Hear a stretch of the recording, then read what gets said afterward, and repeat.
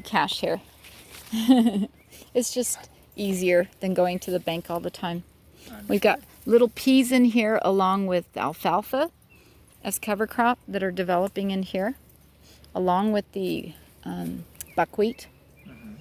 And wasn't that the most delicious little raspberry you've ever eaten? Yes. Oh, they're amazing. They're so amazing. I like them better than the red raspberries. I think the golden are the best. Aren't they delicious? Huh, pretty? And then we've got a female kiwi here. She's growing up the vine right there. Yeah. She's about 5 years old behind the red cornelian cherry. And she doesn't like the hot summer sun. She would burn all her leaves. So what we've done is we've created a wall of shade every year of sunchokes in front of her, south facing. Makes sense. Yep. We tried to rescue a very large, too large. I've dug up a lot of trees. They've never been this big. This was an Asian pear. And we thought giving it lots of minerals and everything would help. And the first year it produced tons of flowers and tons of beautiful little Asian pears. And then the next year it just couldn't handle the transplant. And so unfortunately that was the only non-successful transplant we've had in here. Now you see the backside of the drought resistant native sand cherry with all its little cherries on it right there. Isn't that beautiful? Under this effect of this. This is our plum tree that was loaded also last year. Hard freeze this year. So no fruit this year, unfortunately, because that hard freeze. But I still love to walk through here and see all this, because this is what nature looks like in the wild. That's what it needs to look like, and it feels so cool. And you could see the plants just thrive in there. Everything's happy. I've even got barley from last year's cover crop right there that reseeded is growing inside there along with the peas. Looks like giant wheat. It does, yeah. And barley is like wheat very much. And then here are our little Chinese lanterns, our little beautiful gooseberries that will turn dark purple, and then they're not so tart. They're sweet and they're full of vitamin C. And because it was still open here, because I don't have a tree I'd like to put here to shade over this area, we use all these sunchokes for shade. And that keeps the moisture in here. It really helps. Otherwise these would dry out in the heat. I only water about once a week basically. That's all. That's all you need. How much maintenance is a forest this size? Eating and watering once a week. That's it. That's your whole work in a food forest. Doesn't take much, does it? Oh, and broadcast some cover crops to feed the living beings underneath. This was a Rainier. Again, the hard freeze. There's one little Rainier cherry right there, and that's it. It just froze. It was loaded with flowers. It was so sad. See if I can find it on here. It's hard to see during the light of the day. But there's a little Rainier right there. So, at least we had one. We would have been loaded with berries and stuff. And you come through here. We had a mushroom workshop, and we have, every once in a while, mushrooms will come back, but they just dried out right there. We had some wine caps and oyster mushrooms that came back from the workshop that were inoculated in there. And our grapevines are just doing a really beautiful cover through here. And this will be a little squash plant right there, probably a pumpkin. And it'll grow through here like 20 feet and have the largest leaves eventually. They just love going through all these forests and stuff. It's really fun. And this is the back of the black mulberry. And then under him, we have a smaller berry bush, which is called a service berry here in Utah. These are service berry little bushes underneath. Come here, pretty. Come on, sweetie. Come here. And I don't know what this is. This is a volunteer we've been trying to figure out. He's an unusual leaf. We have no idea what he is. So this is going to be fun because he looks really special. That is a very beautiful plant, but I can't figure out what it is. Let's see if there's any reachable mulberries. 4 stalks of bamboo? Yeah, that's all. And now look how much we have. And every year, for the last 4 years, I have let people dig out all the shoots that come this way. Take them home, plant them. The last one was a friend of mine from Tonga that's taking my course. She came and dug out tons of bamboo shoots. She was so excited. She misses the islands. So whenever the blackberries want to come this way, I train them to go back along the fence line like this. so they don't come out towards us. So that's what I do, just to keep it growing along here. And what was unusual this year is we've seen lots of growth on old bamboo. Usually you have these new shoots that are green like this every year, but every couple of years I've noticed they grow growth on the old dead bamboo. It's not dead, obviously, right? We just think that this is dead, but it's really not, because see, it's growing no growth on it. Yep. So that's really interesting. This was the hard freeze because there's no Capillaries are protection. still, Alive. Yep. That was the hard freeze. Really destroyed not only the blossoms, but actually the leaves and branches of this beautiful. This was another Alberta peach that was so amazing every year. But this year he's taking a rest. All his blossoms froze, so he did not develop any fruit. And you can see we've just created this great effect in here, so it's not too hot on the west side. I mean, on the south side, sorry. The south side would get so hot the first few years that I really wanted to create something a lot cooler. Looks like we need a little water there for that new little cauliflower. Can you get under there okay? You have to be a midget to come through here, huh? And now you're gonna see the very special set of heart medicine plants. These are called Hawthorne Berries. And they say they really support your heart. Right here, you can see the backside of the Hawthorne Berries. These are little Hawthorne Berries in here, but you can see the effect of the freeze. I'm really seeing it now, because this was the most affected, was this part of the forest up here, okay, in the winter. It burned this. It burned this. Isn't that crazy? That's never happened in here. That's never happened. The frost was so hard. 2 nights of 27 degrees we had in April, and it was just too much on the poor little blossoms and stuff. There's another, I want to call it Siberian pea shrub, in the same family, the pea family. This is the black locust. This is the second one, grown from a twig. And you see how thick that stalk is, that trunk? And it just does quick, beautiful shade. What is this with the green? So this is another one of those Canadian choke cherry. Okay. So he's got the little choke cherries on him. Yep. And under here you see more cover crops. Beans are starting to come up. Some barley left over. The winter rye. I want to keep buckwheat. Winter rye. It's the buckwheat. And what we've created, you can really see the berries of the Hawthorne berry right here. You see that? These are the little Hawthorne berries, and they're really proliferant all through there. But because we've got this great shade from this locust, these plants thrive.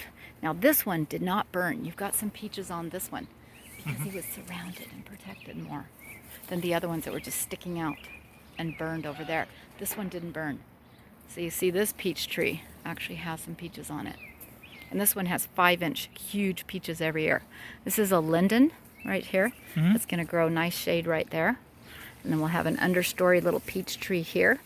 This is one of our water systems, catching 500 feet over there on my roof by pressure and gravity. 3-inch sealed pressure PVC pipe system up to here. Overflows out of this right here. You should have seen it when we got those 2 inches of rain a weekend ago. And it fills all these infiltration basins all the way down at the edge of the garden. And it flows back and around. It just flows and soaks in. In permaculture, we call it stop, spread, soak in. When saturated, move on through a spillway to the next little guild and little infiltration basin and down the road. That's how you do it up and down the streets. In Tucson, Arizona, they do those. And now they're doing them in California and New York and other places as well. And so that's a wonderful way to take water from your roof and move it, you see, or any kind of surface structure, or the top of your hill. So is there a tank in there, or is it just... Yep, and all it does is overflow. It overflows from the roof, takes it in here, and flows it smoothly down in here so it's not gushing too fast. So these systems work beautiful. We'd love to design these. It was Joshua Pendleton who actually came up with the actual 3-inch PVC system. Other people were doing ways that would not have pressurized the water all the way here. So he's really experienced in water systems. And here's another Siberian pea shrub there behind a beautiful hibiscus that was 40 years old. We transplanted successfully. And you see right here next to the wild blackberry, these are little black raspberry plants right there that a friend of mine gave me. And they're producing every year more and more little black raspberries. So that's a beautiful effect to see. These are all going to be little black raspberries growing along here. It's really fun. Very neat. Yeah. And then come on under the peach tree carefully here, so we don't knock any of these little peaches off. He has his own Siberian peach shrub and comfrey as well. And we did a lot of shade. People gave us trees, so this was another kind of a crabapple tree for shade here. And now we hit, like I showed you outside the garden, the sea buckthorn berries. So this is the mother sea buckthorn berry bush, and she's got some little green sea buckthorns up there. But then watch out, she's got babies down here. She likes to send runners. But here's one of her teenage daughters, and she's got beautiful little sea buckthorn little berries right there. So it's really fun that we can see all these amazing berries that you can grow here in Utah. And this is the males are on this side. That's his son right there. This is the male father plant right there. And I just love the effect up here because this was the hottest part of the food forest the first few years. It was too hot. I needed to stand here every day and water these poor plants because it was too hot. Even with all the mulch I put in and stuff, now I've got this beautiful effect. So they can live for a week or two without dying, you know, of thirst. And then you can see the back side. We train our wild blackberries to grow along the fence line.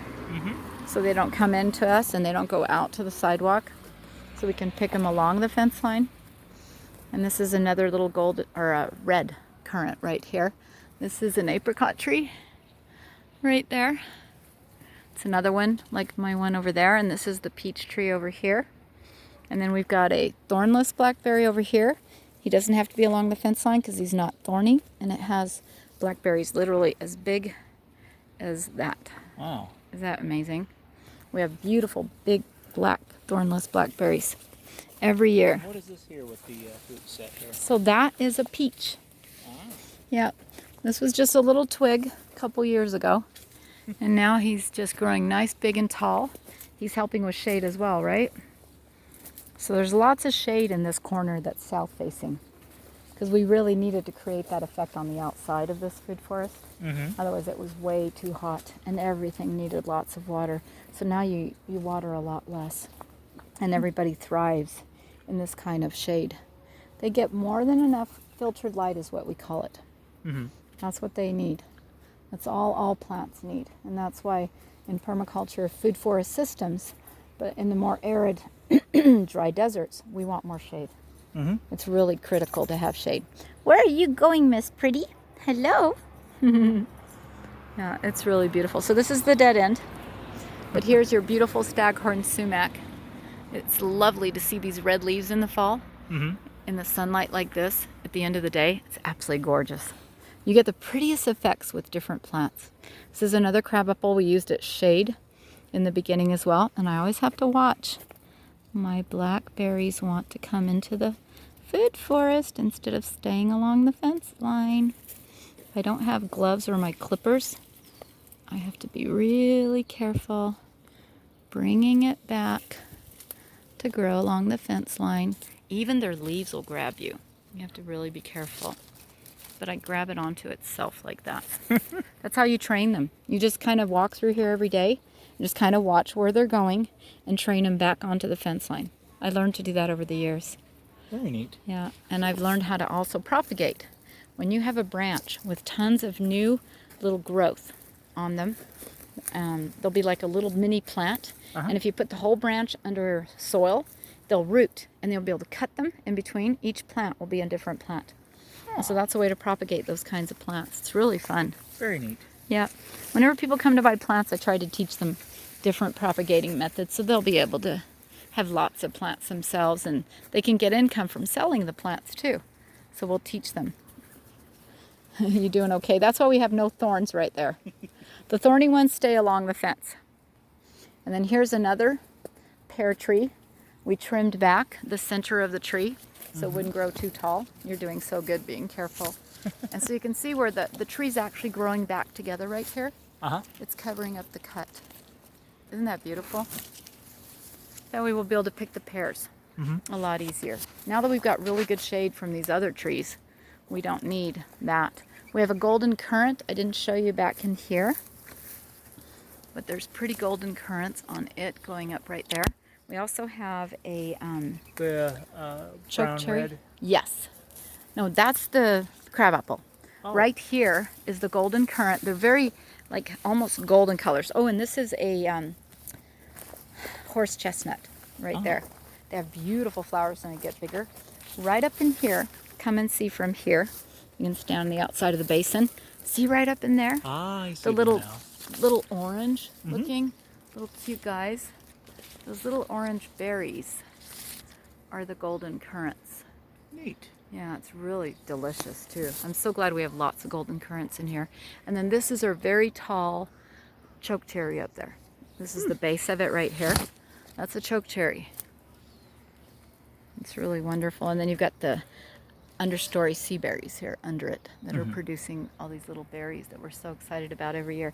This will be our 3rd year of having sea buckthorn berries. And we've got more currants over there underneath. And then my master herbalist is going to get this Hawthorne berry here. I grew it for her, and her husband's supposed to come dig it out for her because she loves Hawthorne berries. She got all excited about that when she gave us the herb walk. I said, I'm going to give you a beautiful Hawthorne berry for that. It's really wonderful. But yeah, this water system is really amazing. I really love doing this. And we use old wood to make it look beautiful. You keep the algae from growing by creating this cover for it. So we've got the roof. And That's we've got just an open top bin? Or... Oh. Nope. Oh, it's one of those It's a farm tote. stock totes. It's a tote. Yep, it's an IBC tote. But it overflows. Instead of holding water, every time it rains, it flows through and out to the basins right there. And you can see it comes way up this hill, uphill. As long as you catch higher than when you're going to, the highest point of the garden, you can design these. It's a great way to flow water without any power. And we've got grapevines under everybody, growing everywhere. It's really fun. I just love, and I love all these carpets. We also have, for aerating the soil, we use daikon radish as cover crops, so you'll see them throughout here as well, along with the buckwheat, the beans, and the peas.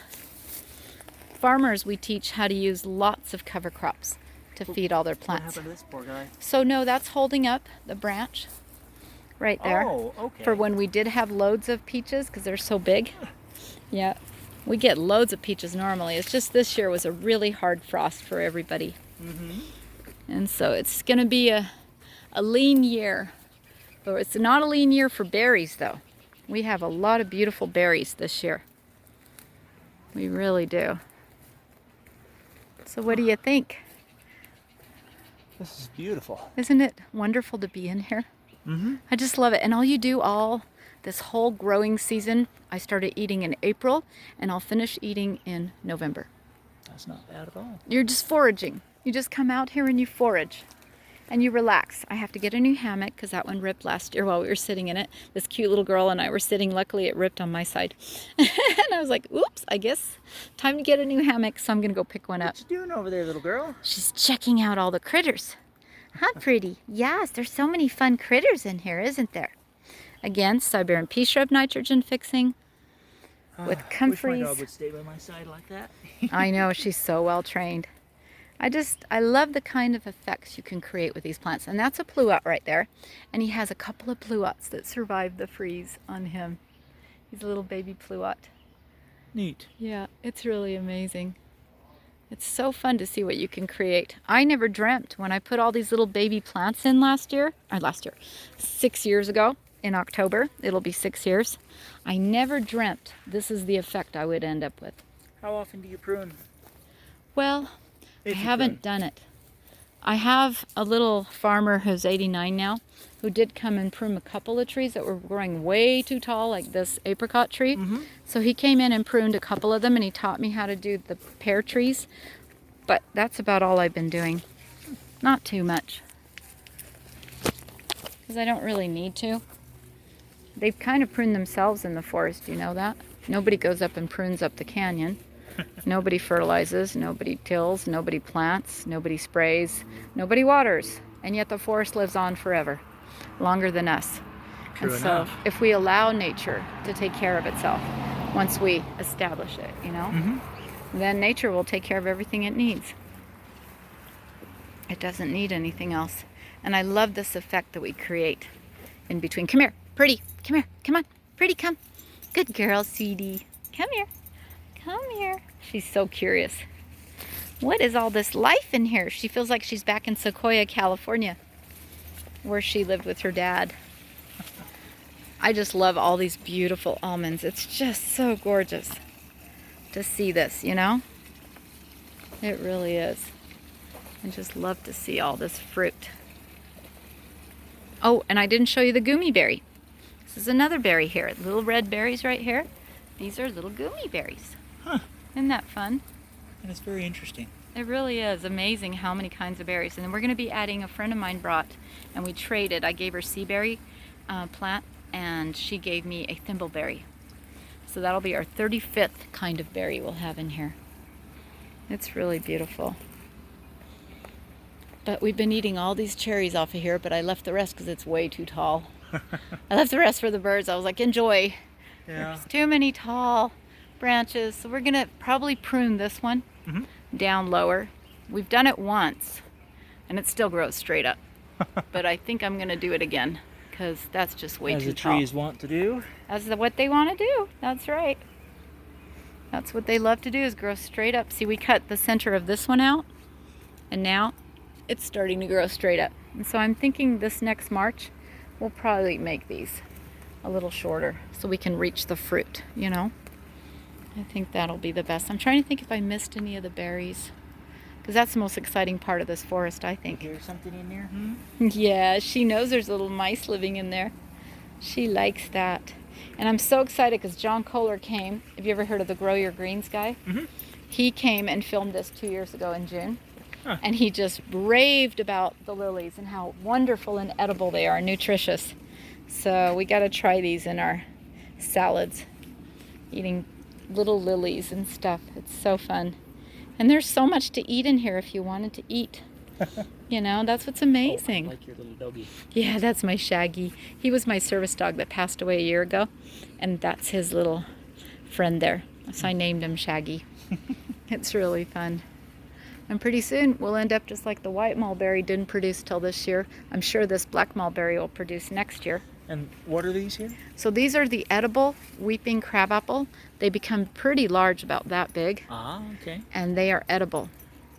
And so Are that they little like a weeping, dessert apple, or are they a baking apple, or? I don't know. I think people just eat them because they're very sweet. When I tried my first one, and my dear friend Grant gave me this beautiful tree after he closed his nursery, and then the grapevine that was growing under it decided to drape itself over all the branches like this. It's a really cool effect. So we have all these Definitely. grapes hanging down, as well as crab apples, which makes it fun. So that's been really amazing to see the different kind of effects that nature does all by itself. You know? And then we have another water catching off the roof up here.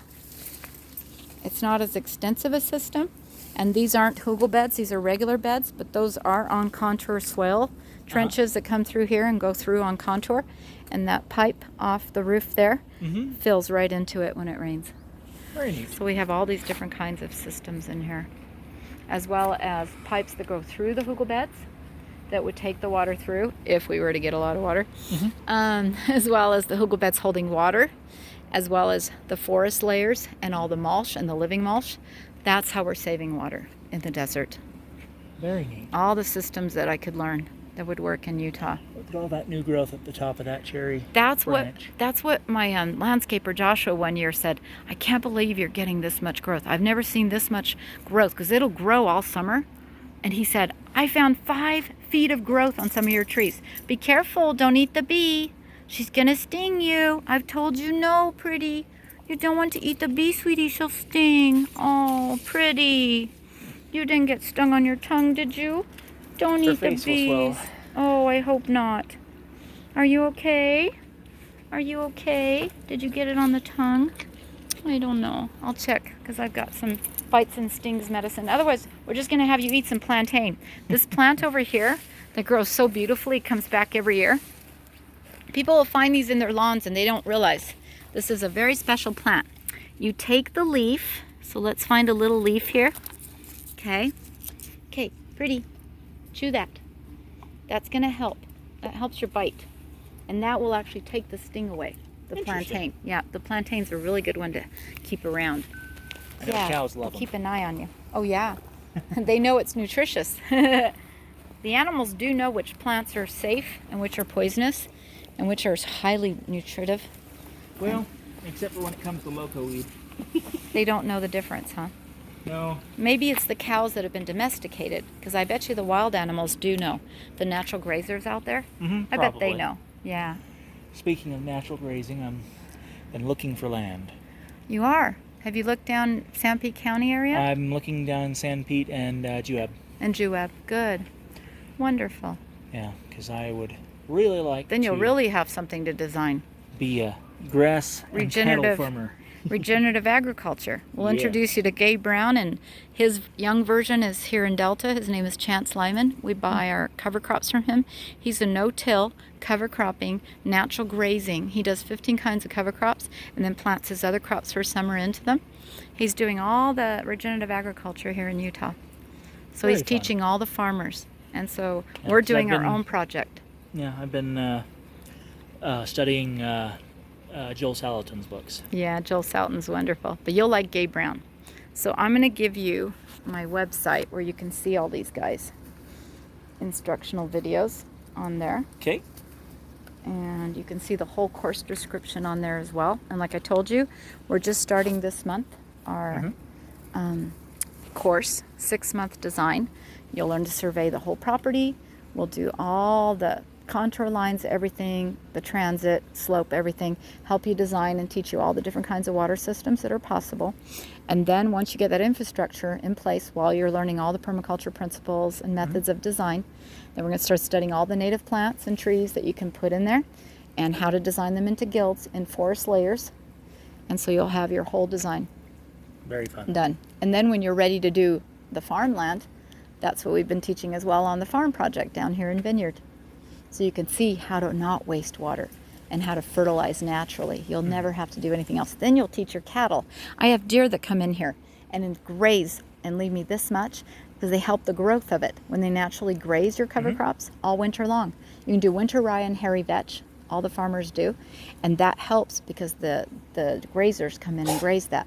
And so Joel and Gabe Brown, and so does Alan Savory down at Savory Institute in Mexico. They take the animals and they graze them. And they don't eat it all the way to the ground that way. So that'll be really good. Well, if you leave a cow in a field, they'll tear Eat everything. up. Yep. Yeah. And so that's why Joel moves them 365 days a year. Yep. And then he always has food. He never has to lease land like all the other silly farmers.